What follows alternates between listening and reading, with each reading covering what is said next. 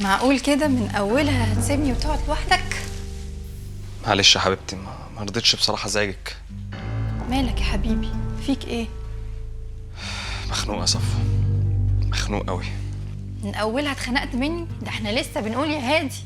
اكيد مش منك، مخنوق من ظروفي السوداء. ظروف تاني يا غازي؟ ما قلنا نصبر. ما احنا لو صبرنا هما مش هيصبروا. هما مين؟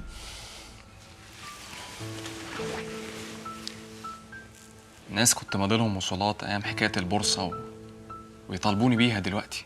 وصولات؟ وصولات ايه؟ وليه؟ مش مهم بقى كل ده،